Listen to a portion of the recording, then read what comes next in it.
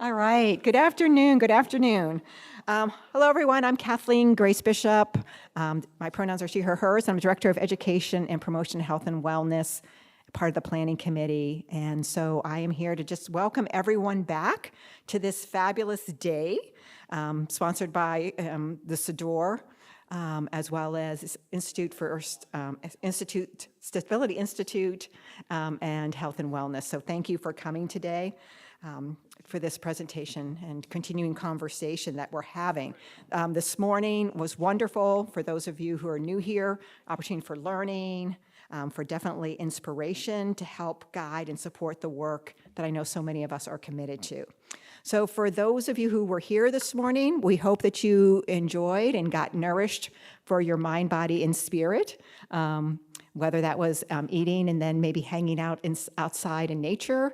Maybe it was connecting with people who were here. I know for me, I met a couple new colleagues who I'm excited about, having met and having great conversations with, as well as reconnecting with others. And then for those of you who are just joining us, welcome. You are walking into a space that is full of wonderful energy and hope. So we hope that you'll feel it this afternoon. And so I am pleased to bring to the stage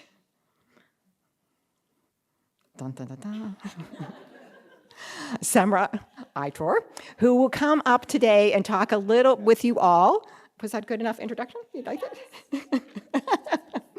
Who will come up and share with us an overview of what happened this morning, just in case you missed it, as well as to revisit the frame of planetary health with us all before we dive into the panel, which will focus going from the global to the local. So a nice change. Come on up, Semra.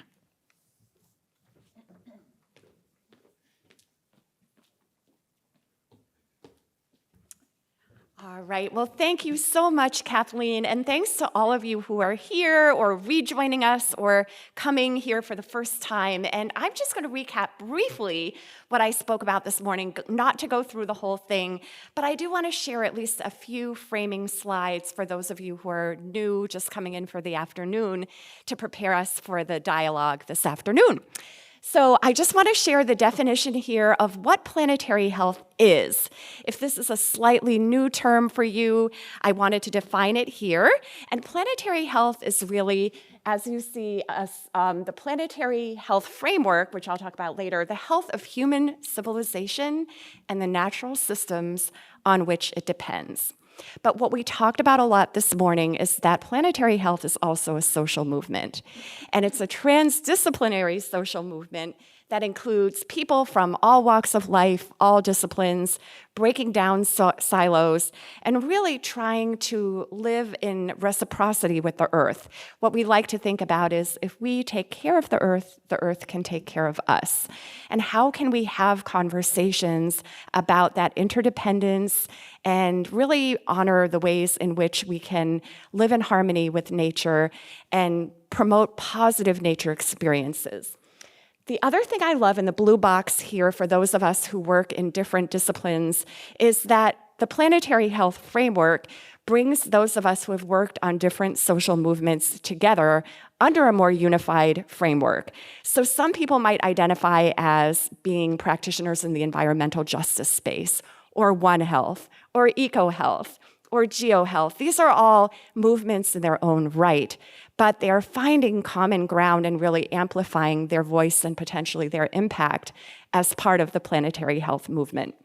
So the next slide is an educational framework that I just wanted to share, which I'm borrowing from Guzman and colleagues from an article that came out in The Lancet in 2021. And we now have a whole journal, a high prestigious medical journal devoted to planetary health, which is exciting.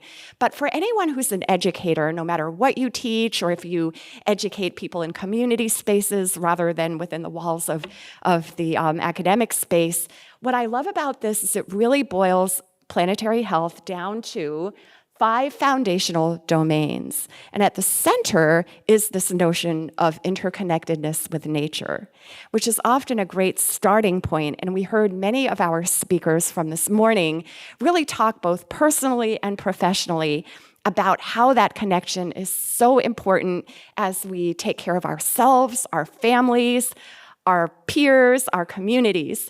So I think the 5 pieces here surrounding this will resonate with many of you, thinking about systems, social movements, equity and social justice. The panel this afternoon really reflects every facet of this. And even as we think back through time, our place in history and in evolutionary time, how have people interacted with our environment, and how can we do that in a more intentional and life-sustaining way moving forward? So with that preamble, I am now going to introduce our facilitators for today, who you might have met if you were here in the morning, but we have 2 amazing facilitators. Beth Grosso is a training director at the UNH Institute on Disability, and Michelle Holt-Shannon is the director and co-founder of New Hampshire Listens at the UNH Carsey School of Public Policy. And Beth is going to moderate the afternoon's panel. Michelle will lead our table talk and question period. So welcome, and I will turn it over to Beth.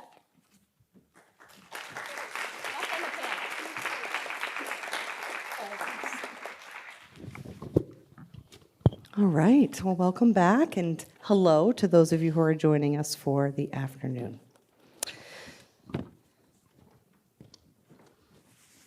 So this morning, we heard from 3 experts on global aspects of human and planetary health, and now we are going to narrow our lens to a more local context. And it is my privilege and honor to introduce 3 leaders whose work embodies a commitment to human and planetary health here in New Hampshire. First, I'd like to introduce Grace Kindecki. Kindecki, thank you. Program Director at the New Hampshire Center for Justice and Equity. She's an artist, an immigrant rights activist, and racial justice advocate who grounds her work in a Black feminist, Afro-futurist, and liberation practice. Born in the Democratic Republic of Congo, she was raised in New Hampshire, where she currently lives with her family. For the last 5 years, she has worked as the program coordinator of the American Friends Service Committee New Hampshire program.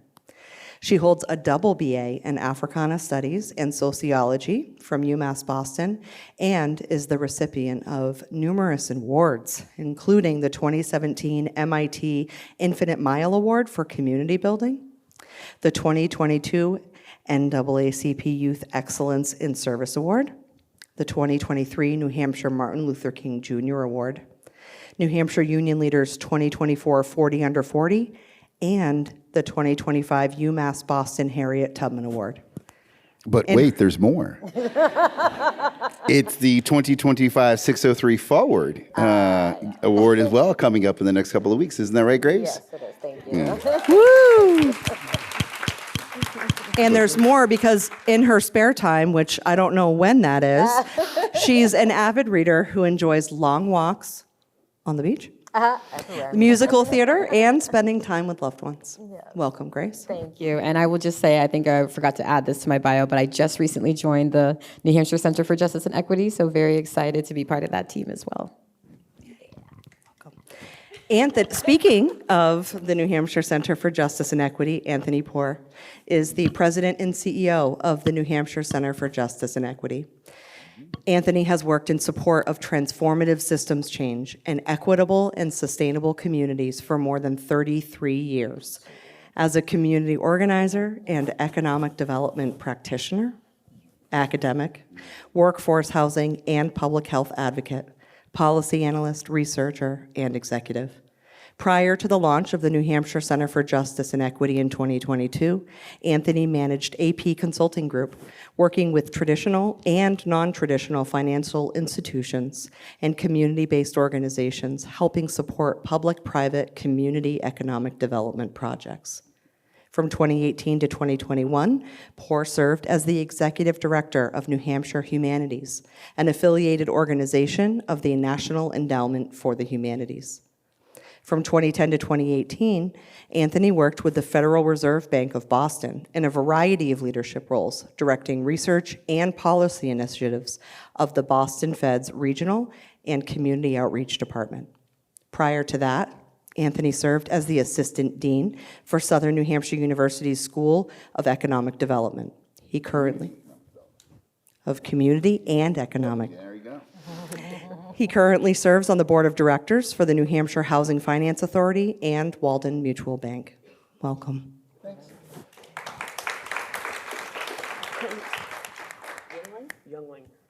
Kurt Youngling. I had to ask that off the mic first. Kurt Youngling is the Community Engagement Specialist at New Hampshire's Department of Environmental Services Environmental Health Program. He works with the NHDES Technical Services Team, working on climate action planning under the EPA Climate Pollution Reduction Grants Program.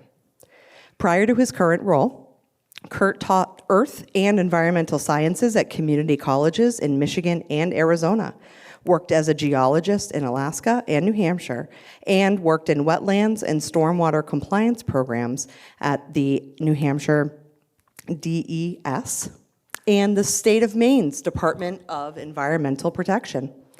He received his bachelor's and master's degrees in geological sciences from the State University of New York and the University of Alaska Fairbanks.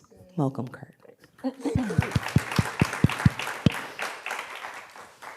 All right, our first question to get us started today, as we think about our state and region, what concerns you most about human and planetary health?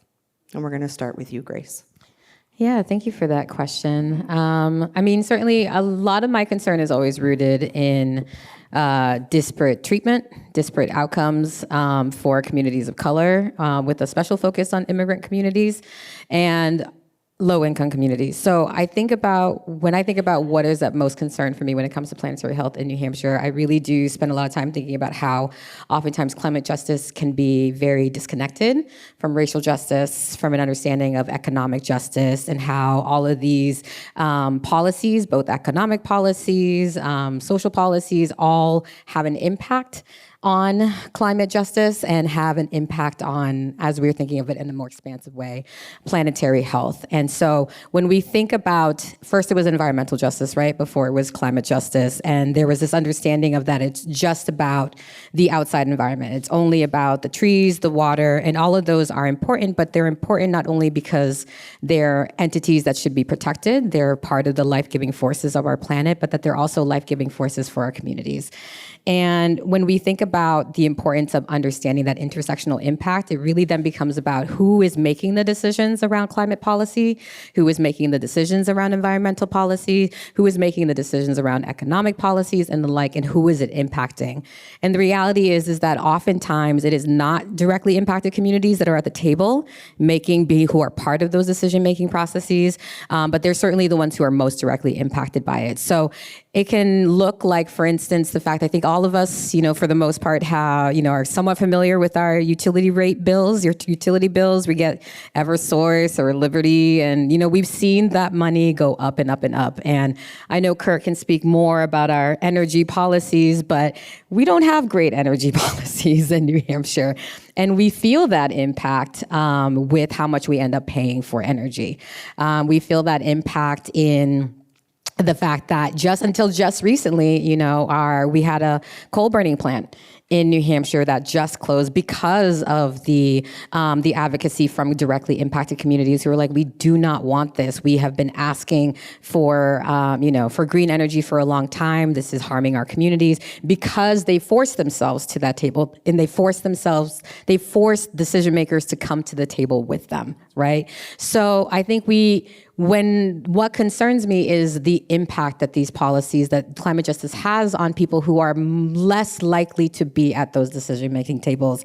And it can look like, we're talking about planet, but it's also about the state of our homes. We have high lead poisoning rates in New Hampshire, especially among children, especially amongst, we have old stock in our housing.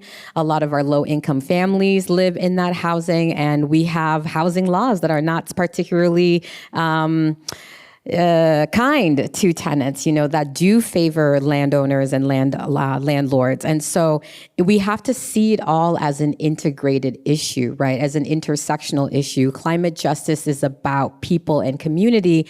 And if we're not, and people and community are being impacted every day, especially here in New Hampshire, especially in our region. And so we must look at it holistically. That's what concerns me. That's what keeps me up at night. Thank you. Anthony? What keeps you up at night? Oh, it doesn't. Actually, I need a microphone, don't I? Sorry about that. And before I begin, I just want to bring to your attention on your table, I put some stickers. If you happen to see those stickers, they came from our institution. They are produced by our high school interns. Those are called our Icon series. And we can talk more about those, but those are giving deference and respect to our elders and the ancestors that made it possible for us to do this work today. So we put a few on the table to share amongst other folks. If you want more, we have more to share, more where that came from. I just want to throw that out there if I can. I also want to share with you today, my presentation is going to be both professional and personal. And I'm going to share some information with you that I don't often share I don't often share, forgive me. But I wanted to share with you today as part of my testimony and be that. There's also two people in this room that I think is critically important that I recognize, because when we do this work, and you'll hear me later talk about humility, we don't do this work by ourselves. And so there are two people in particular. Jillian Archer from the Conservation Law Foundation, where are you? There you are.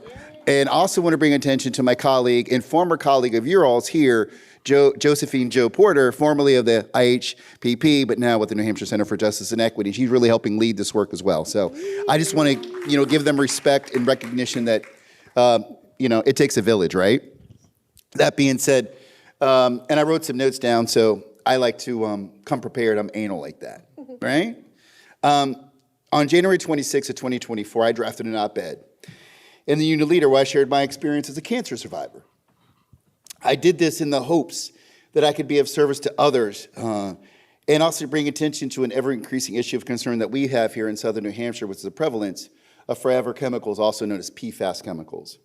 If you were to read my op-ed, you'll see the factors that are most attributed or associated with an increased renal cell cancer are obesity, hypertension, cigarette smoking, and a family history.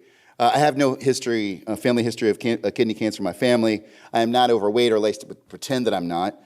I don't suffer from hypertension, which as a person of color is extraordinary, and I don't smoke cigarettes. I did when I was a young kid, but that was decades ago, right?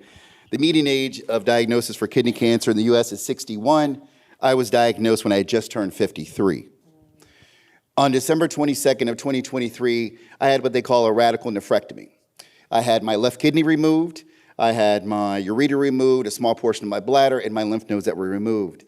And after that was taken, and after a couple weeks with a catheter, I had to I had to go through one round of chemotherapy.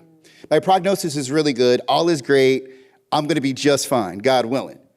And I share this because although New Hampshire has historically suffered from higher rates of cancer, in large part driven to the amount of granite. We're called the granite state for a reason, right? Granite leaches, turns into arsenic, leaches into our groundwater. Then ultimately, we have higher rates of cancer. The presence of PFAS is really widespread here in southern New Hampshire in particular, right? So the cancer rates are high in general, but in southern New Hampshire, it's kind of off the chain. And to give you a sense, in 2022, a geological survey, USGS survey, was done by the New England Water Science Center, and it found that New England in particular, and I'll read, this is a quote, New England had some of the highest numbers of co-occurring PFAS in groundwater samples in all of eastern United States, right? In fact, in terms of when it comes to PFAS chemicals, and I'll continue to read, PFAS chemicals have been detected across New Hampshire in our compost, in our groundwater, and our air. And this is driven in large part by manufacturing facilities and improperly managed waste sites. So, dumps, those kinds of things, Anyway, when we think about PFAS, we think about just it's a singular term, but it really encompasses, in Jillian, it's over 14,000 different kinds of chemicals that are defined as PFAS or forever chemicals. And it's a growing concern both in our urban communities, in particular, but I live in Groveton, New Hampshire for half of the week, which you're familiar with Groveton, New Hampshire. It's between Colebrook and Lancaster, New Hampshire. And many of you may have heard of Dalton, which are currently discussing putting in a new, what is it called? Golf course? Yeah, no, not a golf course. Where you put all your trash, you bury it. It's out of my head. A landfill, right? Luckily, we pushed it off. We got a 1-year moratorium. And we were talking about this earlier. Often those communities who are most affected by these kinds of things, many of them are low and moderate income communities, are rural communities in particular, or where communities of color, and they bear an unequal burden. I don't know if you've ever heard this term before, but they're called sacrifice zones, right? Which I think is particular, and I do want to bring attention to some work that Jillian is doing, and I do have some semblance of one. CLF is beginning to create that now, looking at the wastewater treatment plant in Manchester, New Hampshire. What you see here is a map that depicts 1, 2, 3 miles out, right? And the numbers of schools, daycare facilities, and so on, who are approximate to these particularly horrible things, I would argue, but that's just me. Now, again, these communities have historically, they were low and moderate income communities or minority communities. And this has been driven, and I think we have to talk about economic policies by redlining, decades of disinvestment, low property values, and other socioeconomic factors. Now, we all know the most infamous cases here in New Hampshire are both in Merrimack with the Saint-Gobain factory, which is now closed, still dealing with issues of remediation and their inability to remediate, and Pease. Everyone's heard about Pease. Those are the most prominent cases here in New Hampshire. Why? Because they affected the most people and the extent of legal battles or remediation. I will direct your attention, if you want to go to our website, nhcje.org. I released a new blog yesterday, an interview with Laureen Allen, who is the founder of the Merrimack Citizens for Clean Water and is a PFAS advocate. She's an extraordinary woman who has really led the fight here in New England and across the region and the nation to try to deal with this issue. In fact, if you read even today's Union Leader, there was an article in there that New Hampshire just received its first payout of $8 million related to PFAS contamination driven by 3M. So that's a $56 million settlement. We received the first piece coming today at $8 million. It was just in the Union Leader, which I thought was particularly interesting. Not only does the strain on the individual, but we have to think about our healthcare systems, our environmental ecosystems, our economic development initiatives. Who wants to develop a business or an opportunity employing individuals when they're concerned about exposure to PFAS or carcinogens? Nobody. And I just want to, as I was thinking about this, and I wrote this and I want to read it because I think it's important. I believe that, in short, PFAS contamination in New Hampshire is not just a local water problem. And remember, we talked about compost or things in our air. It's profound. It's interconnected. We use the term intersectional today. By the way, you've got an Audre Lorde sticker on your table. And it's challenging. It involves our health, social equity, environmental protections, and economic stability. So this one issue impacts all of those areas of our lives. And I think the more people that are aware of this, the better armed we can be. And we can talk about what we can do about this in the next couple of questions. Thank you so much. And if I'm sweating, it's because I get really nervous and I sweat a lot. I think it's just the passion. So please forgive me. And I talk quickly. So I'm just putting it out there. It's just how passionate you are, right? All right. Kurt. Thank you. I'm going to read on my notes as well. When we started back in March planning this, our answers have changed. And actually, when we met a month ago, my answers probably have changed. So bear with me. Probably what keeps me up at night or makes me the saddest, probably both, right? Or on my commute is the distrust in public institutions and the loss of faith in government that we've seen. And especially where I work, I see so many committed individuals who have been doing more with less, not through the last emergency, but through the last several decades. So every time they're painted as lazy or bloated, it breaks my heart. Bigger is, I think, we keep hearing about policy, which is incredibly important, but we forget all the other services that government has. And so the keepers of long-term data, the people that do studies, transparent studies, peer-reviewed studies, the people that a little town can't afford to do this or can't access it or can't hire a consultant, but they do the technical assistance and help them learn from data sets and things like that. And I watch my colleagues do that on a daily basis. And so that's what keeps me up at night, is that we would continue to erode that and take away from that. They're public servants. They work hard every day. And again, thinking of the executive branch, there's a big portion of just they are the librarians of our country and our state. And to dismiss that really does us all a disservice. So that's one of the things that kind of keeps me going. And I'll give you some examples that have definitely impacted our work for the folks working on climate action planning. it's an EPA grant. So what we're doing is what we're supposed to do under the EPA grant. It's different than the 2009 plan, which was an executive order from the governor to a group of, 100 people to go do this for the state. We've got a group of 3 or so that are doing what they can to meet the EPA's requirements and sharing out everything we can with other folks. But a lot of the tools we're losing access to as well. And so we've got the EPA guidance document from 2023 when we got the 4-year grant. And they say, oh, we want you to look at environmental justice. We want you to look at impacts on disadvantaged communities. We want you to model where we could go in the future. And modeling into the future, especially in New Hampshire, often is how are you going to spend federal dollars? And so when we started the modeling, it was like, oh, well, if we really ramped up and we took access to everything in the Bipartisan Infrastructure Law or the Inflation Reduction Act, and we didn't leave any money on the table, where could we be? And then, throughout the summer, it's kind of like, oh, maybe we can't model that anymore, or maybe we have to wait to model it until the litigation settles out. So, and access to all the data sets, and the 2 that we had to use when we started with the grant were things like CGES tool, the Climate and Economic Justice, and the EJ got swept up, I think, but the Climate and Economic Justice screening tool, and that was under the Justice 40 initiative, which if you follow the agreement we had at the beginning of the grant, we're still supposed to be doing, but the website's completely gone. I checked yesterday. 404 air. And then EJ screen. And so I looked a little bit deeper at those over the last couple of days, and partially some of your questions as we met to plan for this.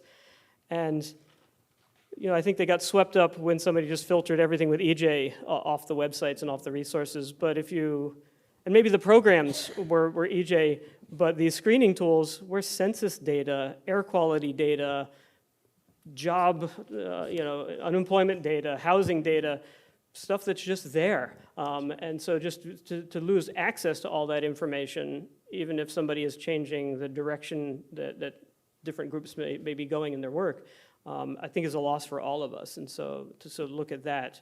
And I went a little deeper into all this. CGES has 31 criteria that they look at, everything from housing costs to energy costs to proximity to a Superfund site.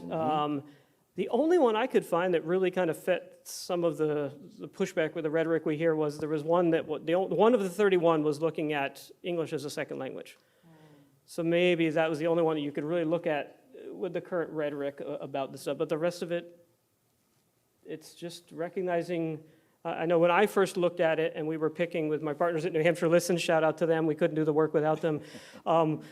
They actually got hired before I did. It's easier, I guess, to get a subcontractor than to hire a state employee to create a brand new position, which I was honored to get. But we were like, where do we go around the state? Well, if the EPA wants us to look at disadvantaged communities, why don't we use their tool and pick 8 communities and they actually were all across the state. So we got to go over there from Manchester all the way to Colebrook.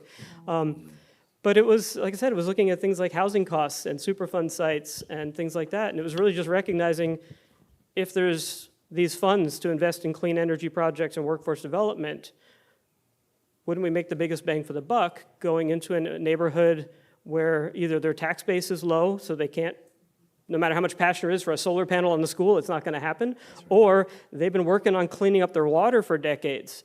And so if we could put in some extra funds, they could keep working on that problem, but also maybe do some green energy problems and energy efficiency and resiliency projects. So that's been a challenge, to lose those resources and those screening tools. And yes, they are still federal data sets that we can still get, and we've got great GIS people that could rebuild them. But I think about a little town that might want to see what are some of the challenges in my census tract that I could get access to easily and cheaply in reliable data, and they're lost that. So I think that's definitely one of the things that's the kind of stuff that really has been impacting my work life, but also keeps me up at night worrying about how my colleagues are viewed and maligned. Thank you. It's really important and also congruent with what we heard from our morning panel, right? Around the concerning rise of misinformation, of doubting credible sources, second guessing objective facts. We're going to move on to our next question, which hopefully will offer a little bit of light in comparison to the concerns that each of you just shared. I'm wondering what each of you are working toward in this space. What's the world that you want future generations to have? What does the world that you're working to create look like? And we're going to start with you, Anthony. Ooh, I get to go first? Yeah. Oh, great. I kid. So when I thought about this particular question, what I wanted to, I don't know, first of all, how many of y'all are like from New Hampshire? Just out of curiosity, show of hands. Really? So the majority of people are not from New Hampshire. Well, that's great, because the reality of the situation is 63% of the population that live, work, play, and pray in New Hampshire weren't born here regardless, right? So not a worries, but I did want to get a sense of, where y'all are coming from. If you want to hear y'all, that's because I'm from Ohio originally. I moved here when I was 27. I'm 55, so, I still can't get rid of it. So it is. So just to be clear, at the New Hampshire Center for Justice and Equity, one of our passions is really change the narrative that, frankly, New Hampshire is not a diverse state, or is often quantified as lily white, when in fact those of us who live, work, play, and pray here know that that's not the case. How do we do that at the center? Well, we do it a few different ways. One, we want to elevate and empower our communities of color. And let me be clear, this is not to the exclusion of our disabilities community and to our queer community, and we're really looking at that intersectionality of those three particular communities. And we do this through our cross-sector coalition work. We're everywhere in the state, again, from Pittsburgh, Colebrook, all the way down south, Monadnock region, Lakes region, Seacoast, and everything. We organize this work through what we call our 4 pillars. And that's our community building and organizing work, creating that connective tissue across communities, leveraging technology in part to do that work. It's our public policy work. So if you go to our website, you'll see our 18 public policy priorities. Of course, EJ work is in part of that. I do that for our institutional and capacity building work. Some of that is now illegal thanks to our DEI prohibition here in the state. Right? When we try to provide implicit bias training for our local law enforcement professionals. And then lastly, through our community supports, we provide through our interest income small grants to small community-based organizations. We backstop and we're the fiscal sponsor for 5 initiatives across the state, ranging from disability arts programming to film documentaries based upon the new book called The Myths That Made Us, that looks at the myth of meritocracy and how that's informed our economic policies. One of the things I think it's important to share too when I talk about New Hampshire is not, for example, is not as white as most people might think, right? First of all, I think it's important to note that when we think about our communities of color in New Hampshire, and particularly those who are affected by these issues, we're in all 10 counties, right? Most people think only black and brown folks live in either Portsmouth, Nashua, Concord, or Manchester, right? And frankly, Durham during the school year, if you will, right? I'm not throwing shade, I'm just throwing it out there. But the reality of the situation is right now, 1 in 5 individuals under the age of 18 identify like my daughters. They're mixed race, 2 or more races. That's 20.2% of the state's population, 1 out of 5, right? So when you look at this trend of becoming much more diverse state is really looking at our younger people and what the population may bring us. I mean, they went to Central High School. It's a minority-majority high school, right? It has been for quite a long time. It's also important to note as we think about this, I look at compositions and data. I like that. Joe's much better at it than I am, but it is something that informs my thinking. We've got 1.4 million people in the state. We've got over 200,000 people of color in this state, right? We have relationships, we have resources now and discretion in ways we've never had before. And so we can get off our heels and start running towards the things that we think are appropriate for our community and the things that are going to meet us where we're at. Now, part of your question, right, which is, what does the world look like we're trying to create? And I think that's easy for us.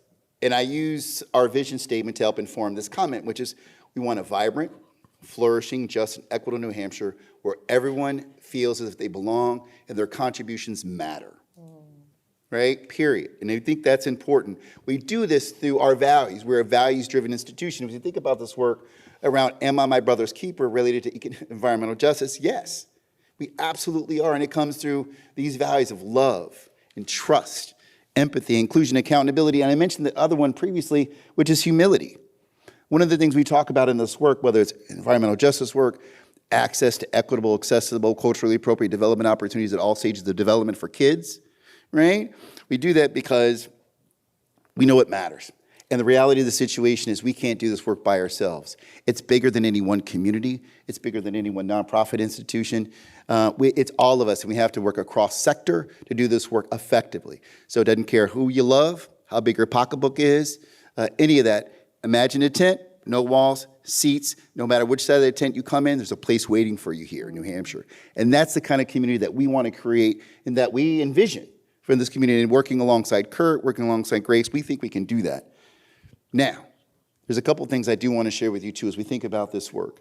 Number one is that we believe that real change can only come at the structure and policy level. Programs and projects are important.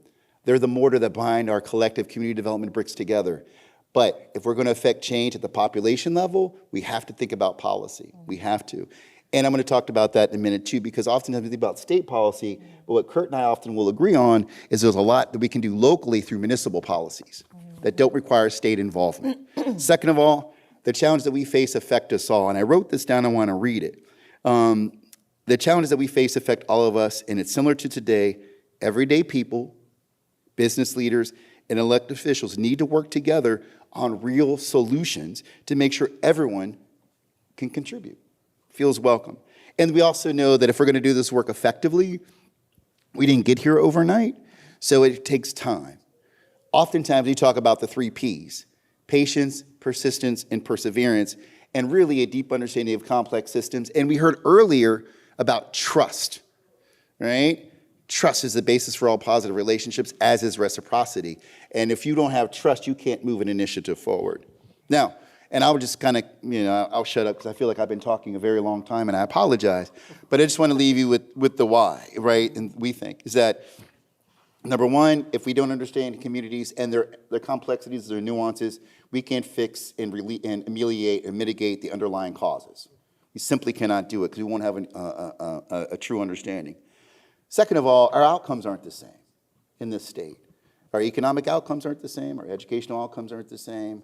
A number of different things. Whether I'm dealing with my neighbors at 24 Eames Street in Groveton, New Hampshire, 03582, or I'm down here in Manchester in the Tree Streets, right? It's the same. And lastly, if we are going to do this work together and get away from the hatred and vitriol and the demonization that exists today, and support this beloved democracy we call the United States, this experiment, we have to do things differently. What we're doing now is not working, right? And so that's part of the reasons why we exist and why we're engaged in this work. Sorry for being so long-winded. I'll be quiet now. Please don't. Please. All right, I'm going to ask that same question to you, Kurt. What's your vision? Let me give a little history just to kind of let you know where I came from, where I'm going. I spent the last 20, 25 years teaching earth science, environmental science at community colleges around the country. So climate change, natural disasters, all the exciting stuff that makes the Discovery Channel run, and filled my intro-level courses at the seats. But it was doom and gloom, and the success stories were few and far between. And so as I've pivoted away from that world a little bit, part of the reason for the pivot was we wanted to move back to closer to family during the COVID pandemic. But also, a couple years ago, there was a chance to be part of, at the state level, the first work since 2009 in climate action planning. So sometimes folks would ask me, and I know my wife did, why are you considering leaving your stable state job for a federally funded job? And part of the answer at the time was, look, there's trillions of dollars in investment in the stuff that I've been teaching about for years. They're actually doing something about it. They're planning for a future. They're not just reacting to climate change. There's money to do something about it. How could I not want to jump on and be a part of that? And I said, how often do you get a chance to be part of a small team working on climate action planning for a state? In this state, once every 15 years.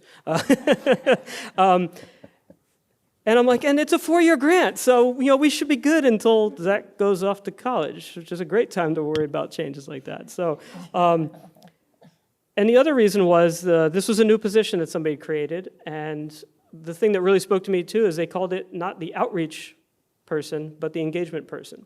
And I definitely have always felt through all my time at a community college, the word community was the most important part of that. And what I did in the classroom may have earned my paycheck, but what I did on the weekends and luncheon lectures and leading hikes into the geologic wonders was how I give back to the community. And so as a state agency, we definitely want to be transparent, and we definitely want to share out everything that's going on and peel back the curtain. But somebody chose to call this an engagement, so to help flow information in and out. And especially as we started early on, we went through a phase of jealousy of neighboring states that may have had an entire building floor of folks who have been doing this for decades. And we've got 2 or 3 or 4 of us that are newly hired trying to jump in with both feet. So realize right away it's going to take not just a village, but the whole state. And we're going to have to interact with a bunch of folks. And so, yeah, to help all their inputs. And for some of our passionate folks, people have waited 15 years to tell the state what they should do. So to kind of get them to give that information in a digestible speed. So that's kind of what drew me to this position and this work. And then as we've done it over the last 2 years, I'd always heard of the New Hampshire way before moving here and seeing all the bumper stickers and things like that. And so, like I said, maybe initially there was some jealousy of how other states would do it just because they're out there, they're doing it, so you're jealous of how they're doing it. But then you realize that, you've got a job to do and you have to work in the way that you can. And so one of the interesting things we did was partner with the survey center here at UNH, and they did a great survey for us. And I think we had about 30 questions, if you actually answered them all, because they were dependent on each other. But it was everything from getting an idea of how likely are you to implement things like an electric car, a solar panel, a heat pump. But also we threw a few questions in, kind of saying, what's the appetite for this work? We know that the environmental advocacy groups have been waiting 15 years. Are they a minority, or has the rest of New Hampshire been wanting this work to happen for quite a while, and we've just unlocked the ability to do it with some federal funds? So we did some studies, and so a couple of good things. The teacher side of me has been doing climate change for a while. I think we were over 80% thought climate change is real. There was a little disagreement on who's the cause, but at least we're not walking into the room saying it's happening. So we could start these engagement sessions without talking about whether climate change is real. We could get right into it. So that was refreshing to see. The real interesting question to me was who's responsible for trying to reduce emissions? And it was ranked this way. Federal government first. Joe, help me, I got the next 2 wrong. But municipality second, individual third, state government last. So not only is the New Hampshire way a rhetoric, but even when polling Granite Staters, and maybe their answers were just because that's the way things happen in New Hampshire and it was a reality check, but it kind of clearly said, while our advocates are pushing for us to make policy, which we can't do, that's the legislature, and so I often, the first year was just getting that across to if you want this to have teeth, your email should go to somebody across the river, and then when they tell me to put teeth into the plan, I'll make sure it gets there. But that's actually the way forward a little bit more effectively. But it also just really drove home that so much happens at the local level. And so my job doing engagement and learning, getting ramped up is the state of climate planning in the state. The path to implementation, especially as we saw federal funding for projects start to wither, a polite way to put it, was to connect folks in the town. And so I do have towns that reach out to me like, hey, we want to do climate action planning, can you help us? I said, we're a little over busy, but yeah, I can definitely connect you. And so we tried to get tools of, there's another town about your size, and they're 5 years ahead of you. And they're 5 years ahead of us, but they're 5 years ahead of you. And so I've talked to them, and they'd love to mentor you. And so connecting that. And so I've really realized that we can lament how we do things. We can lament the loss of funding. We can grieve, one of the themes from this morning. But I still have a paycheck. I'm drawing on a federal grant to do work for 2 more years, so I got to keep moving ahead. And so I really see that, at least for the short term, the path, the implementation path in New Hampshire has got to be connecting the folks that want to do the work with the folks that know how to do it, the folks that have already done it. Let's face it, if you're going to go to your select board, which is another thing I've learned I've lived all over the country, the select board is unique. And actually the town meeting is what I meant to say. That's really unique. But if you're going to go to a town meeting, your passion for solar panels may or may not get through. But if you come through and say, I think we need solar panels on our town hall, this town that's the same size and votes the same way and has the same demographics did it 5 years ago. The return on investment was 3 years. They're saving money every year. And oh, they connected it with batteries last year, and it's the one place the power stays on when the power goes out during a natural disaster. You're probably much more likely to get your neighbors to vote for whatever money you want to try that project as a pilot project. And I've heard so much more success stories that way. And again, we can grumble about it, and you can keep pestering people across the river from me to make change, go for it. But I've just realized that that's the path forward going forward. And so I see my job as being a fly on as many walls as I can and learning about everybody else. And so saying to a high school, it says, we want to have a climate plan for our high school. What can you do? And I could say, I can share all of our resources and our modeling. And oh, Hanover High School's got one. Why don't you talk to them? And so maybe we can't get you funding right now, but I can connect you with another community or another stakeholder that can be a mentor. And right now in this environment, that's what we can do for the next couple of years, I think. And so that's where I'm at. So the other thing that keeps thinking in my head a lot, I had somebody said this to me years ago. It was more when I was sitting on some committees at a college. It wasn't to me. But the old, if you're going to oppose, propose. There's definitely a lot of things to voice your opposition to these days, and I don't want to dissuade that. But if you thinking again that town hall or getting something across to your mayor, just saying, I'm against this, but I'm for this alternative path to the same goal with the resources I've found that the rest of us can use, I think that's more effective these days. So that's my vision, is that we get the resources and the connections we can to propose in addition to our opposition. Thank you so much, Kurt. This morning we talked about, not getting stuck in that, admiring the problem, right? Kurt brought up that slogan during our planning time, and Kurt, I want to just give you credit that just like I've borrowed some language from Stacia, I also borrowed that, and I've brought that into conversations, right? It's not enough to just stand in opposition. We have to be a part of the solution, offer something for folks to contend with, right? So thank you for that, Grace. Yeah, no, I deeply appreciate that. Anthony sweats when he gets nervous. I lose my train of thought and my memory when I get nervous. And one thing I forgot to talk about, but I'll weave it into this question, is as an immigrant, as one of those 60% of New Hampshire? 63% of New Hampshire people who were not born here. I am one of those people. But New Hampshire is my home. And so is the Democratic Republic of Congo. That is my home as well. That's my homeland. It's where my people are. It's where my family and my ancestors are from. And for myself and many other immigrants, I think the recognition that when we're thinking about climate justice, when we're thinking about environmental justice, when we're thinking about climate change, like all of it is intertwined. New Hampshire is not an island. I think sometimes we operate as if we are the one and only, the one of one, the only one, as Queen Beyonce would say. But we are part of a global community. And one of the things that I recognize and I think is important to me, both in what keeps me up at night, but also what gives me hope and what and infuses the work that I do, is in recognizing that everything that we do here and now is impacted by forces that came before and forces that are currently occurring and that will impact forces in the future. And so when we think about the importance of alternative energy, of moving towards green energy, moving towards electric energy, we must always remember, where do the raw materials for those batteries come from? Where do the raw materials for our green energy revolution come from? And a lot of those raw materials, not even just for a future of that is divorced from fossil fuels, but also just in our everyday, the device that I'm holding in my hand, the device that is many devices that are in our pockets, in our hands, on our tables.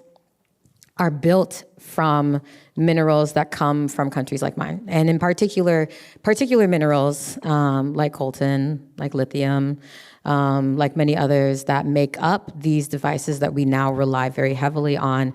But they come to us, we get a nice, sanitized, lovely, boxed version of these devices, but the extractive processes to get the raw materials that create the devices that not only ease our lives, but get us closer to a world where we are not reliant on fossil fuels are born out of blood. They're born out of forced child labor. They're born out of violent resistance and violent coercion in order to force people to mine these minerals with their bare hands in the most absolute, like horrific, hellish conditions you can possibly think of. And those are not just abstract people. For me and for many others in my community, those are family members. Those are community members. Those are people who blow up my WhatsApp begging and asking for my help on an almost daily basis because they're there and I'm here. And so I think it's so incredibly important for us to be reminded, because again, honestly, what keeps me up at night is colonialism and racism and patriarchy and capitalism. And those are the root causes for the climate issues that we are experiencing now, because they are born of extractive industries. They're born of an extractive ideology that believes that the planet and people are tools in order that can be used for wealth to be built. And always the question is wealth for who? At the cost of who and what? Right? And those same policies, that same base of thinking is what is powering our problems now. And they will power our problems in the future if we meet those solutions without having that critical rootedness in the reality that we cannot simply use as was it Audre Lorde or Bell Hooks who said this? That you cannot use the master's tool to take down the master's house. Bell Hooks, thank you. And recognizing that we cannot use the same extractive policies to build a better future, because that better future will only benefit a few at the cost of so many. And so when, I'll talk a little bit more about, the type of work that I do, because it's rooted in this recognition of those root causes. It's rooted in the recognition of the ties that bind me to a country I haven't seen since I was 2 years old. I'm 38 now. But it's rooted in recognizing how climate injustice drives migration in particular. I've had the express privilege of being able to visit the southern border twice, once in Texas and once in California, El Paso, Texas, and San Diego. And to be able to, because I have the privilege of citizenship now, to be able to cross that border and be able to be both on the United States side and the Mexico side, and to talk with communities on the ground about how extractive economic policies have impacted their lives, have impacted their ability to what once was easy, a space to cross, to be able to visit family and community members. I think many of us have heard the adage that, we didn't cross the border crossed us, right? And recognizing the horrific environmental impact that our immigration policies have. And you can think of it in one very clear form, which is what we call the border wall. Is a border fence, these humongous 30-foot metal poles that are installed maybe a couple inches apart, just wide enough for a hand to slip through, but certainly not a body, that people scale and die from because they're attempting to try to reach what is a country that is known throughout the world. I don't know so much about now, but has been known throughout the world for a long time as a beacon of hope and democracy. And that this is all happening against the backdrop of one of the largest displacement crises in human history. We have billions of people who have been displaced from their homes, from their communities, who can no longer live where they have grown up, where their families are, where their ancestors are from. And our response to that displacement crisis is to punish people who are forced, many are climate refugees, which is a category of a migrant that isn't technically recognized because our immigration systems are not built to recognize climate refugees. They're not built to recognize even economic refugees, or people who migrate for economic reasons, whether or not they're fleeing violence, or they're simply seeking better opportunity. I would consider myself and my mother, who migrated here before I did, as an economic immigrant. But we became essentially refugees, not technically because we had a different pathway to citizenship, but because we could not return to our home country, despite my mother never intended to live out her life in New Hampshire. She had always intended to come, to get her education, to make the connections she needed to return home and help and save her own country. But we were never able to return and still can never return. And now New Hampshire is home because of the ongoing crisis in Congo, the ongoing armed groups and fighting that has shut down the entire eastern part of Congo, that has shut down one of the major airports, that has forced almost every single aid group you can imagine to leave the area because the conditions have deteriorated so terribly. And all of this is being fueled by an extractive mineral industry that the United States and several other Western countries, France being one of them, give diplomatic cover to. We no longer have to fight directly in wars. We can have these lovely proxy wars as Western countries where we still benefit from the violence that's being perpetrated by whether you want to call them intertribal, international, or those cross-national groups within a region.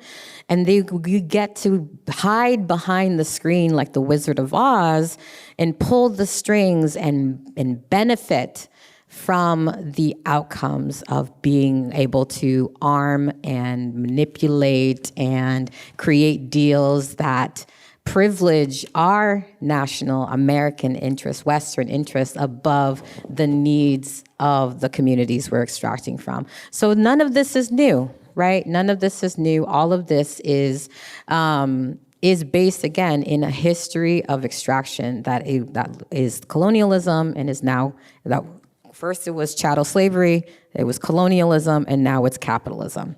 And so we're still living within that economic system. We call it something different, but it still uses the same tools to generate wealth, ease, and convenience for those who benefit from it, and for those who have to pay the cost of it. That cost is in displacement, that cost is in violence, that cost is in rape being used as a tool of war. It is in children being treated like animals. It is in families and communities being torn apart. And that's the reality of what we're looking at. And so when I think about the work that I do is so rooted in community. It's rooted in that, in bringing out that perspective and that lens, and reminding us all that we are not an isolated island with no connections to a global community. We impact that global community. We are impacted by that global community, and we have a duty to that global community because our own people, our own residents, neighbors, colleagues, friends, students, loved ones, family members are from those places, are from outside of the borders of New Hampshire as well. And so my work is rooted in community with a systemic change lens. It's understanding that, again, going back to what I said about what keeps me up at night, is the importance of having those who are most directly impacted be at the table to shape policy, to shape solutions. And oftentimes when I love what you all said about, coming forward with a solution. Sometimes it's not simply having a solution and not just an opposition. It's who gets listened to, whose solutions get listened to, whose solutions get implemented, whose solutions are valued, right? And so what I spend my time, my work, and my focus in on is not only utilizing any opportunity I can. So this is a wonderful one. I'm so grateful to be able to be up here with you all, to be able to share that intersectional perspective, to remind us, right, that it is not, yes, we must fight for, battery-powered cars, but who's making the batteries? Where do the raw materials for the batteries come from? If we are to get there, we must get there ethically. We must be able to ensure that liberation is for all, not just some. And it's also recognizing as well that without and really intentionally creating opportunities and really intentionally and consciously supporting and empowering community members, and then particularly I think about the work that I do with organizers, young adult organizers between the ages of 18 and 30, and then youth organizers under the age of 18 who are building their understanding of how to make systems change in their communities, and how to make systems change on a wider platform. And so my work is centered in community. My work is centered in how do we bring all the folks who need to be at the table together. How do we build bridges between us so that we find power in our diversity, we find power in our differences, and we utilize that power in order to come up with solutions that truly solve the problem for all, not just for some. So yeah, I think I'll pause there, but just wanted to be sure that I touched all those bases because, like I said, when I get nervous, I forget everything. Thank you so much, Grace. All right, so we're going to bring our panel discussion to a close with a final question. So we've talked about concerns, and then we talked about our visions and our hopes. And so I'd like to ask each of you, as we think about the urgency of the climate crisis and human and planetary health, what is one key takeaway from today that you want the audience to think about or do? And we're going to start with you, Kurt. Okay, thank you. Boy, one thing, right? I think I'm going to leave it to my colleagues here, my friends, to do the more inspirational side. I'm going to lean a little more practical, I guess, and kind of build on some of the themes I've been sharing. I guess if I could ask you all to do one thing, and I've seen that done effectively at a couple conferences, could you stop saying the government? It reinforces it as this faceless institution. What if we started all saying my, or even better, our government? Because when you say our, you acknowledge,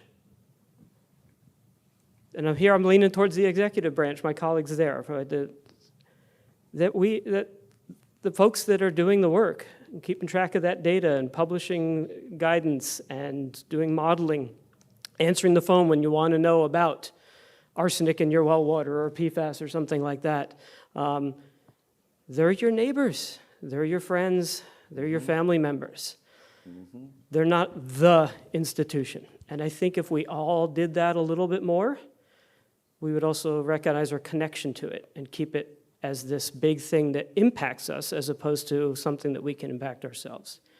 If it's our government, we're more likely to vote or, God forbid, run for office to be a part of it.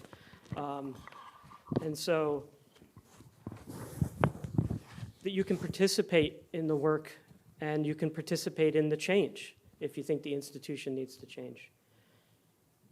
And if it's ours, we think of it as a resource, that place where there's long-term storage of data that's transparent with metadata, with peer review. We've got studies, we've got projections, technical assistance, again, for little towns that need to access that kind of data and that kind of advice, helping municipalities make well-informed decisions. And since I'm on a college campus, maybe, just maybe, students might think of public service as a career path again.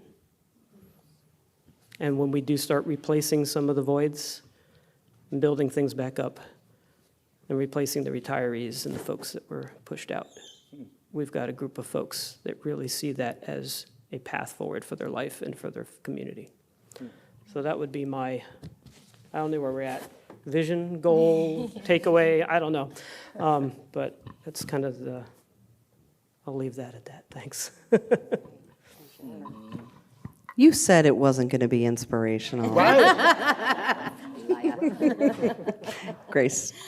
Thank you. So I got a couple of things, but I'll be quick. One is, I think, one way that we can just continue doing this work, right, and to expand this work, is connecting with youth-led groups in the state. We have a lot of youth groups.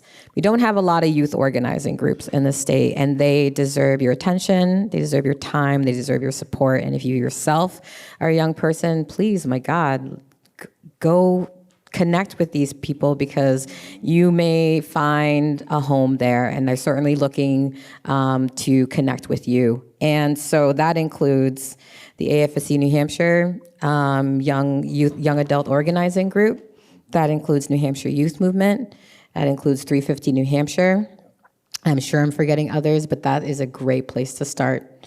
The second thing I would ask all of you is please talk to your legislators. Please don't hesitate ever to reach out to the folks who represent you at both the state, the local, the municipal, and the federal level. Like we keep saying, we really are not that far removed from one another.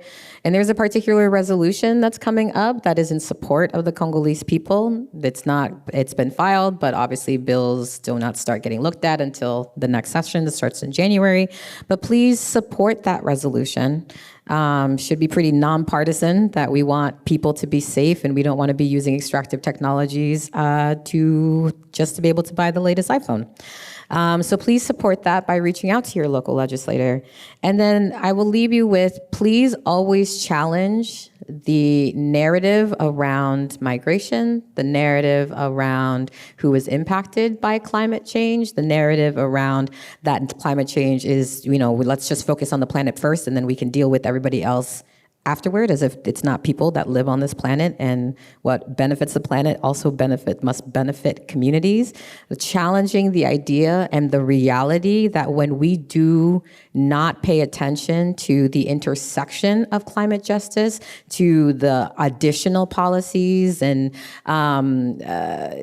we must expand our create an intersectional analysis, and that intersectional analysis must also include that when we don't fund the right stuff, we fund the bad stuff, the stuff that is much harder on our communities. And the fact is that when we don't fund climate justice, when we don't fund policies that are just and humane for migration, when we don't fund fair and equitable economic policies, what we are really, really good at is we fund militarism. We have plenty of money always, and even more so, especially after this last recent both federal and state session. We have ever more money that can go to law enforcement, that can go to military, and it's a lot of money that doesn't go back into our community. So we must always challenge the narrative, the public narrative around what is valued, what gets resourced, what gets funded, and at what expense. I guess I'm last. So I'll be very quick. And so first and foremost, as I think about what we can do, I thought about it as like a movement, and then I thought about what I could do in my own home. All right. So first and foremost, I think we can hold those who produce these forever chemicals or these PFAS chemicals accountable. Right. That's first and foremost. We can hold them accountable. And I decided that example of that $56 million settlement with 3M and for what they've done. The other thing I think about too is that we have to bring these stories forward. It's the power of storytelling and narrative change. And we need to talk about those communities and those individuals who are affected by these chemicals and how they're affected by it, right? We think it's really important. You can't fix a problem until you name it. Third, Grace and Kurt talked about this, is speaking with our local legislator and advocate for an environmental justice law. I assume many of you in this room know that New Hampshire is the only state in New England that does not have an environmental justice law on the books. The only state, right? And so that's a long-term goal here. Can we get one of those laws? But if you can't, and this is where we come in, and what I love what Kurt is talking about, everything's local in New Hampshire. Everything is local.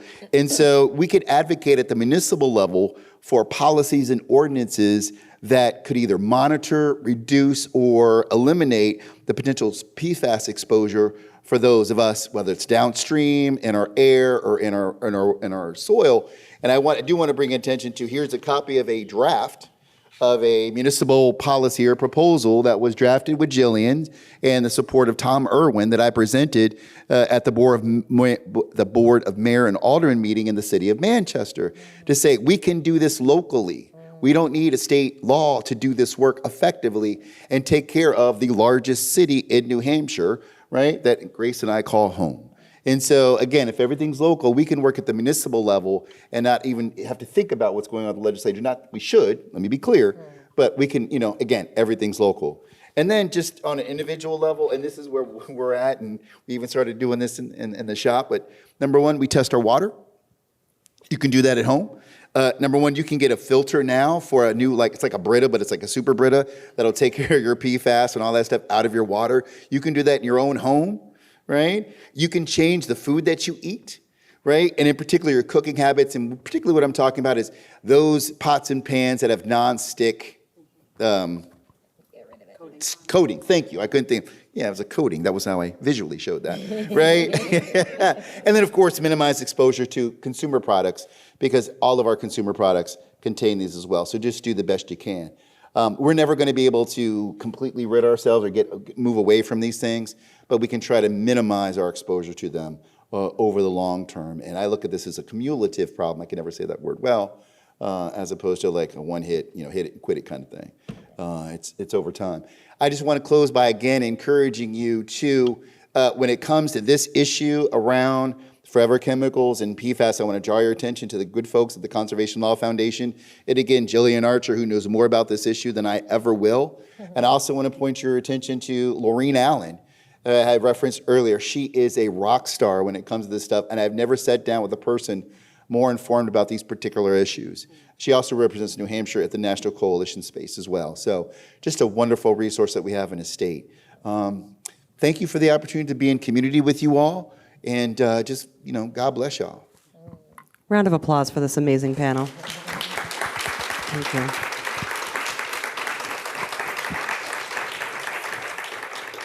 So now it's your turn to talk, and I'm going to hand this over to Michelle, who's going to walk us through our table talk activity.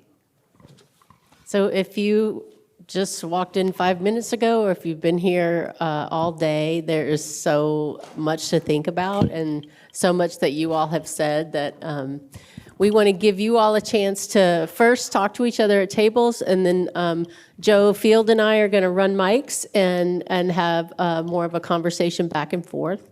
So we'll have about 15, 20 minutes to talk at tables, and then we'll pull you back and hear from you. We want to hear your voice in the room. So we have group agreements at table tents on the tables. Just a reminder to be curious, open to learning, be respectful, be authentic, and welcome that from others. And you've got your prompts on the slide. If you are at a table by yourself, consider joining a table, do the scrunch down so that you've got at least maybe 4 or 5 people at your table, and enjoy your conversations. We'll come back in just a little bit. Thank you.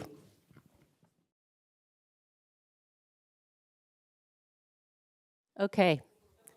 So we would love to hear what got energy at your tables. We'd love to hear if you had a question for the panelists, a comment. If you want to drop wisdom into this room, we will take it. So, and Joe Field is running the mic over there. Aaron's got that hand up. I know. We were curious about the settlement money, especially thinking about, Grace, what you were saying about who's at the table, and what's the organization, who are the people deciding how to use the money that New Hampshire is getting from the PFAS settlement? And yeah, we would love to know. I don't know either. Yeah, that's such a good question. I don't think any of us know. Yeah. Does anybody in the room know? Jillian, do you know? Honestly, I'm not sure. I can check when I get back to the office. It could be one of these things that once the money's flowing, then the state will, I don't know. I mean, I could see it being something like the Volkswagen Trust, and that is something that DES manages, but I don't know. It was Department of Environmental Services. Yeah. I will ask when I get back. Now, the question is, what will they do with those resources, right? Not who's managing, but what will be done with those resources? That's the Great. key question. Sometimes money, so like the big typo settlement that, happened 15, 16 years ago, like that money actually came to UNH to manage on behalf of the state. So it's a good question, like no one Yeah. knows where that money's going, right? Who's going to do it? I don't think we'll be. Other It starts thoughts, with Kurt, though. questions today? And you're like, what are we going to do with that? I'd be interested. Oh, Yeah. It actually, I'm reading an announcement from the New Hampshire DOJ. And this was an Attorney General Formella saying, I'm proud to announce this initial influx of substantial settlement funds to support the Granite State's public water systems as they work with our Department of Environmental Services to address PFAS contamination. So it looks like it'll be immediately put into the water treatment. But again, managed through Department of Environmental Services. right, Sounds like. the water The division. water Which would division, make it sounds sense. like. Kurt's in the air division. Just so you know.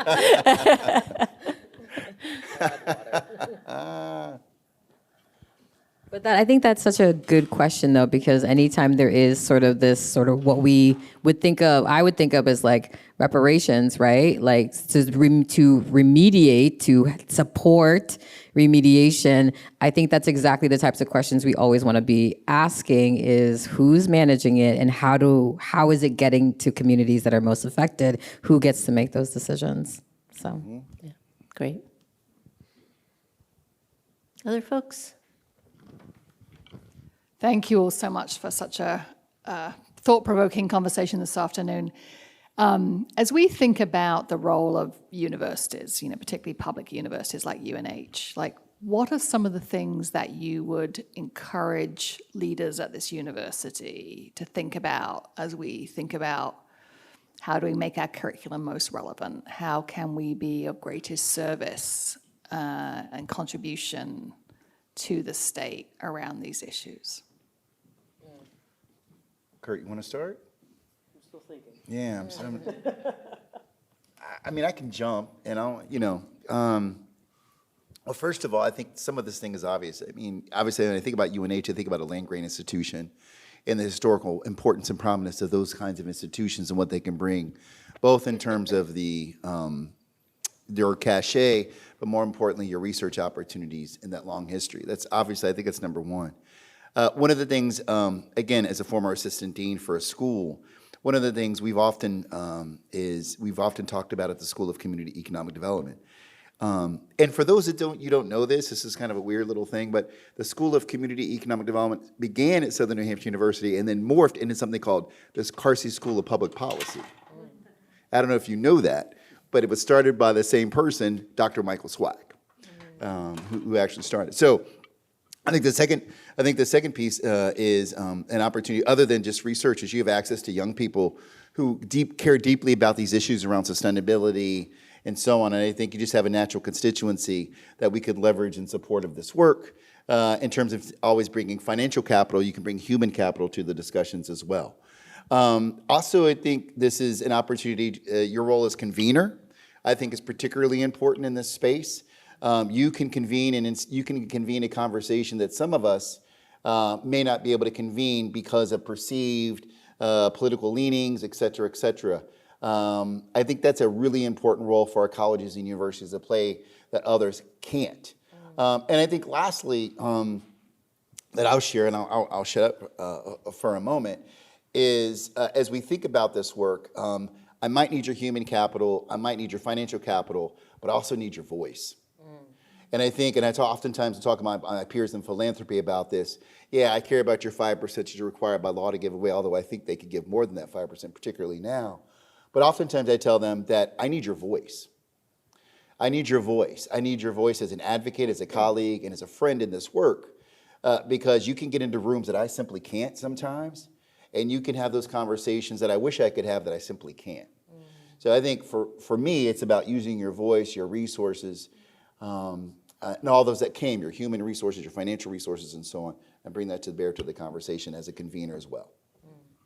I would just add, as someone who just graduated, so former student, college student, just graduated from UMass Boston in May, and just thinking about how so often it was the students would come, and I'm thinking too of like Dartmouth students in particular who have been protesting on a variety of issues, who've been organizing, into a union and have just really been met with a lot of resistance from like the administration, and how in my own experience, it was students and then professors holding the line to protect students, to show up for students, to amplify students' demands, students' voices, and oftentimes doing that with incredible pushback and resistance and non-support, to say the least, from the administration. And so recognizing how critical it is to be in support of students who are often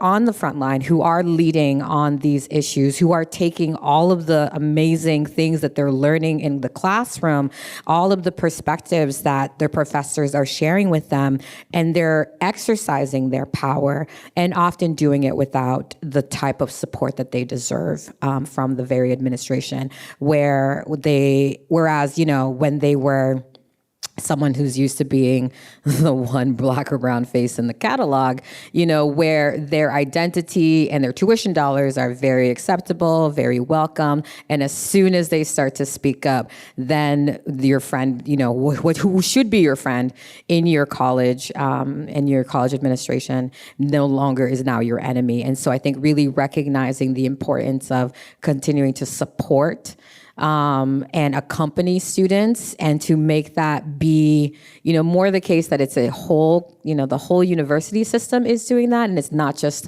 the professors kind of acting as that, that blockade to try to protect students as much as possible, or even other students trying to protect each other from their own administration. So just really recognizing that, like, not only to be speaking as one voice, but one voice as an entire ecosystem where students are often leading the charge on a lot of these issue areas.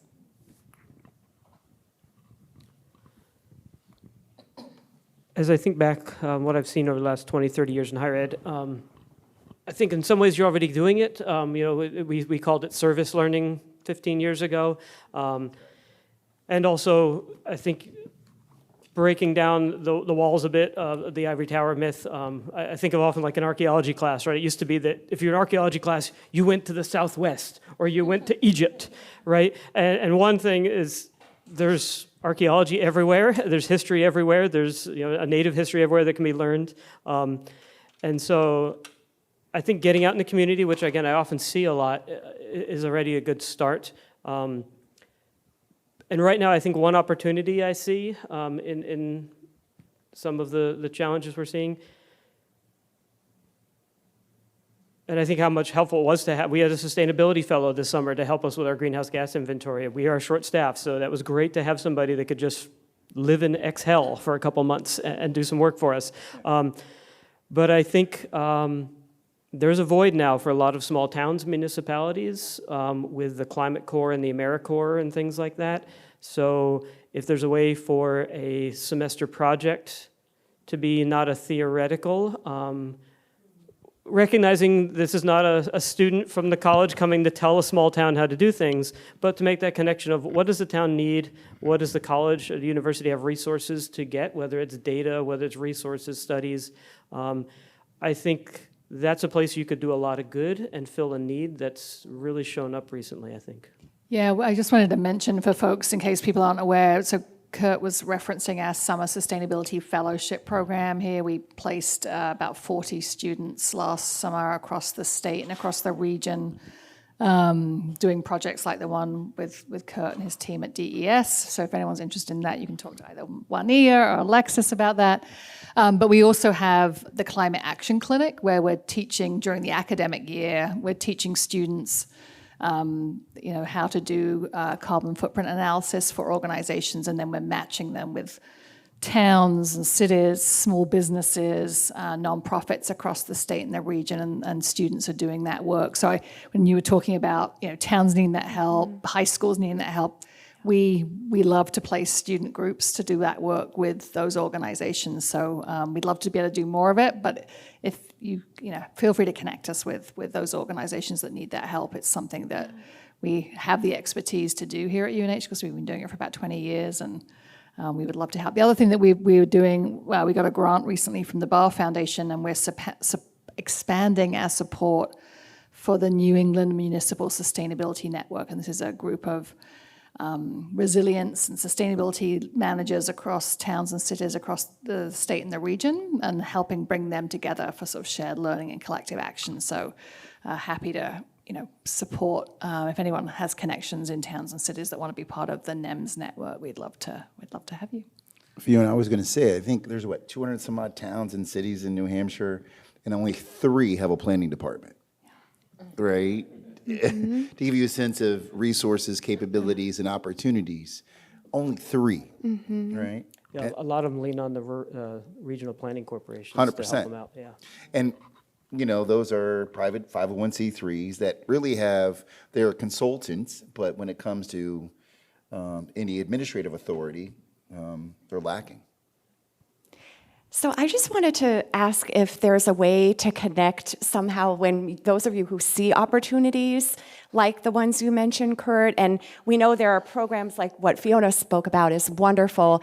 There are also a lot of internship opportunities, like in my own department, students are required to do an internship. Traditionally, that's been in hospitals, but increasingly we have a new public health major that's launching. And the work that you spoke about is certainly public health work. We also don't have public health departments other than 2 in the state health department in the state of New Hampshire. So any intersectional work that teaches students skills where they can either, enable a town to keep people healthy or assist the civic processes that are needed. I know my department looks to place interns, and it's often hard to find placements for those students, especially as hospitals, for various reasons, need less and less younger people who aren't ready, trained in higher degrees yet. So. Well, I can say this. I mean, I'm happy to serve as a conduit for that work, and if we can't use them, I'm sure we can find folks that can. One of the things, again, as a recovering academic, and I don't say that in a negative way by any stretch of the imagination, but internships have oftentimes been kind of flowing in one direction. That is to support the institution, to support the school, and the individual charged with monitoring, providing supervision and oversight, et cetera, is usually on the back of the nonprofit institution. So we love those. We love this. I mean, we have interns, we have high school interns, we have college interns, we have all of that. But it has to be a relationship that's based upon reciprocity and mutual respect. And historically, it's not always been that way for the nonprofit sector. Just want to throw that out there for consideration by the team. And I think, you had a question, part of the question was about curriculum, perhaps. And I think this is another opportunity for the university. One thing we do often see with planning and stuff, we could say, oh yeah, we've got this stormwater educational outreach plan from 2007 that we did the 1 year we got a fill in the blank, AmeriCorps person, right? And it sat in there. And I think that's an opportunity for schools, especially when you think about the curriculum, is you could engage with a town and a faculty member, and that could be a 5, 10, 15-year program. Or it could be we spend the fall analyzing the problem and the spring coming up with solutions, and the next fall looking at tracking the implementation. So I think that's something where the connection the university could do, especially if it's built into the curriculum of certain courses, is it becomes that ongoing support the town needs, which traditionally is done as a one-time intern or a one-time grant. And I've often heard that, like, it was great, we identified all these problems, and then the money dried out and the AmeriCorps volunteer went back to school. So I think the power of something like UNH and building it into your curriculum is that you could finish the loop and keep the loop growing. Yeah, and I would just add very quickly, just again as a former college student perspective, where I had to like look at internships while also working professionally, where the internship like sort of requirements for my degree programs were relatively expansive, and they were like, okay, and again, I was in social sciences, but in recognizing that there may be established relationships, or like through my work, I might, or might be able to connect with within the network of people I already work with. So thinking about like, are there additional community partners that you could think about working with outside of sort of the traditional, like, yes, obviously public health, but are there, and I know like with what you're saying, it's so important for that to be a reciprocal relationship, but just thinking about expanding even the idea of like, who do we traditionally work with, and who could we be encouraging our students to make deeper connections with? Because it can be very like, you're in college and you're trying to get your, your degree requirements done, and you got to do the thing, and you're like very sort of narrow, straightforward, but there are so many community partners, especially in a state like New Hampshire, where so much of our infrastructure relies on nonprofits. But if there is this like recognition of not only the reciprocity, but that, to think outside of traditional norms, I think that can also be really helpful. Great. Thank you. Thank you all for all your remarks and comments. And Anthony? I was just going to say one other thing. Jillian, do you have any internship opportunities available or volunteer opportunities available at CLF? Is that something that, individually at UNH could plug into? Because I know you're, I don't want to put you on the spot, but. That's okay. Yeah, so we have every year legal internships for law students every summer. And those processes and applications open, I think, around in the fall, around in September, if I'm not mistaken. And so that happens every summer for law students. For undergrad students, it's not as consistent semester by semester, but definitely reach out, and we've connected, so we'll be in touch. Thank you. Awesome. Well, I am going to ask Kathleen Grace Bishop to close us out. I believe she's going to do that. And I just have to say, I don't know if you're walking to the mic or if you're going to take this one, but Kathleen is one of the first people I met when I moved to New Hampshire for 30-some years ago. And her work with students on health has been deep and so committed and full of care and value the whole time that I've seen the work that she's doing. So thank you. Well, thank you, Michelle. That was very kind. But as was said, it's not done alone. So without the wonderful colleagues I work immediately with and across campus, none of it would be a reality. But thank you, Michelle, very much. Okay, so I'm supposed to close us out today. So how are we feeling?